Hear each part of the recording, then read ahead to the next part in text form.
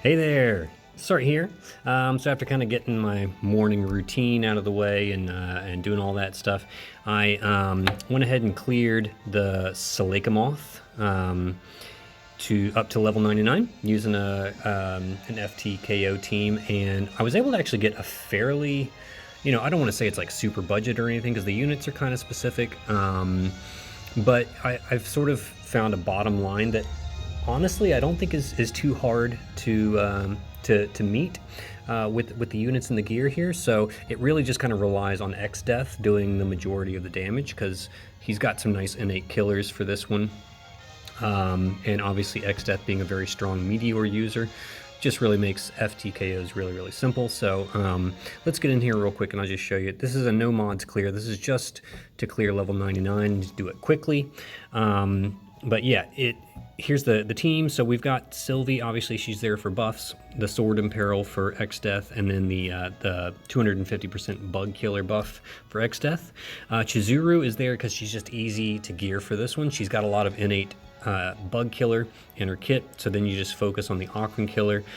She's really there just to she's got the tag chaining LB, so she's gonna do her LB to build up a chain for X-Death to cap, and then she'll just kind of like finish off whatever is remaining on the boss's HP with sort of the big hit at the end. Roberta, of course, there for fire amps. Sorry, for the fire imbue with the 45% amps, and for the Aquan killer.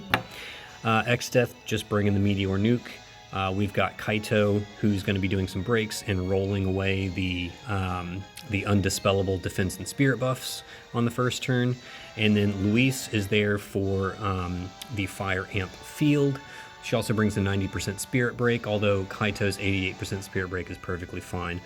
So Luis is easily replaceable in this strategy if you're not quite getting the same damage. You could easily slot like another DPS unit into Luis's slot. Chizuru is easily replaceable by someone like 2B, who might be even stronger.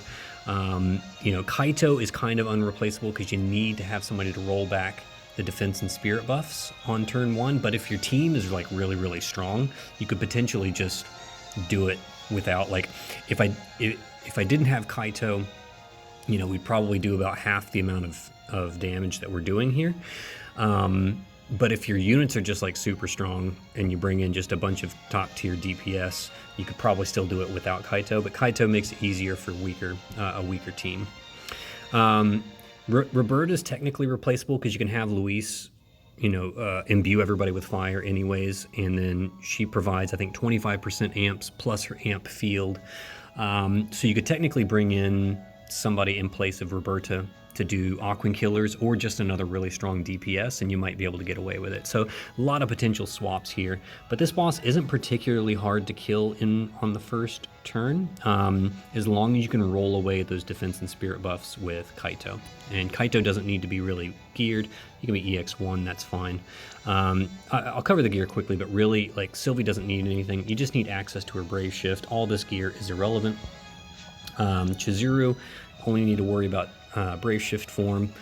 Here's the gear. I tried to go as budget as I could. Now my Chizuru is EX3, so keep that in mind. If yours is not EX3, then you need to give her some form of chain cap boost. She does need to be EX2 so that you get her LB up on turn 1, obviously, for a first turn kill. But as you can see, I didn't go crazy on like special killers or anything. Gave her own card, so I went fairly budget on the build. Capped on bug and Aquans and LB damage, and that's all she needs. All right.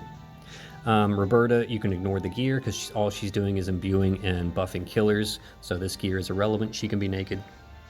X-Death, you can see I went fairly budget here with the Jester's Claymore, Corundum Suit, Immel's Head, one piece of Magister's gear for chain cap boost, all the MP up, some bug killer just to help finish capping off his bug killers there.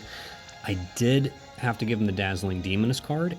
With the with Oliveira's Vision card, we don't do quite enough damage to kill. We usually end up like leaving 10% left on the HP. Maybe if you got like a high roll on both Chizuru and X-Death, you could kill with this build with an Oliveira Vision card. But if you don't have Dazzling Demoness, you'll want to consider bringing in some like an extra DPS unit on the team.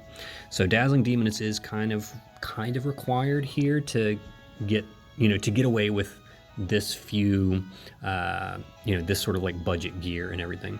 If you had like the Dark Vision sword, you might be able to get away with an Olivera Vision card, or if you had like a much stronger Chizuru, or you brought like a 2B or something like that. Yeah, so there's some room there. Kaito, you can ignore all this gear. It's irrelevant. He's not going to do any damage. Just needs to be EX1. Luis, again, you can ignore all this gear. You can have an EX0 Luis, and that's all you really need. All right, so let's get in here and see how we get this done in one turn.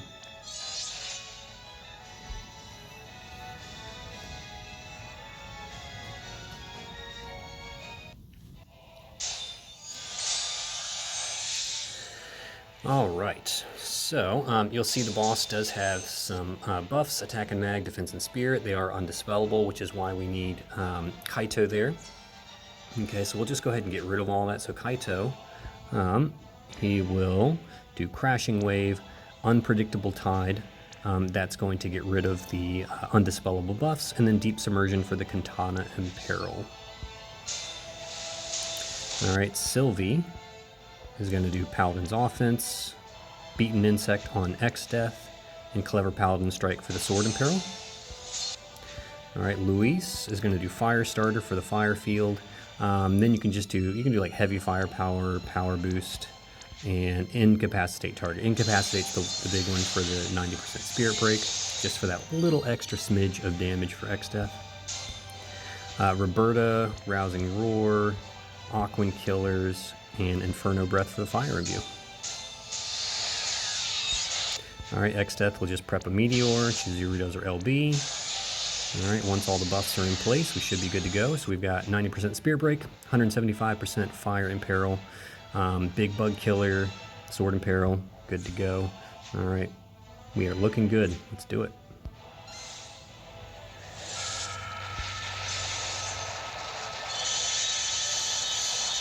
Oh wow, yeah, he killed before Chizuru even got there. So, yep. So like I said, that was a pretty high roll. Wow, that was a very high roll. So you could theoretically, if you got a high roll like that, you could theoretically do that with Olivera's Vision card on your X-Death and still get away with this clear. So that if you got Kaito, this boss is pretty easy to just go in and slam it right in the face with a Meteor, as long as you got Chizuru or like a 2B, a fairly strong tag chainer, in case your X-Death doesn't quite hit the mark. Like, as you can see, the X-Death did more than the boss's HP right there. The boss has 1.8 billion, he did 1.9.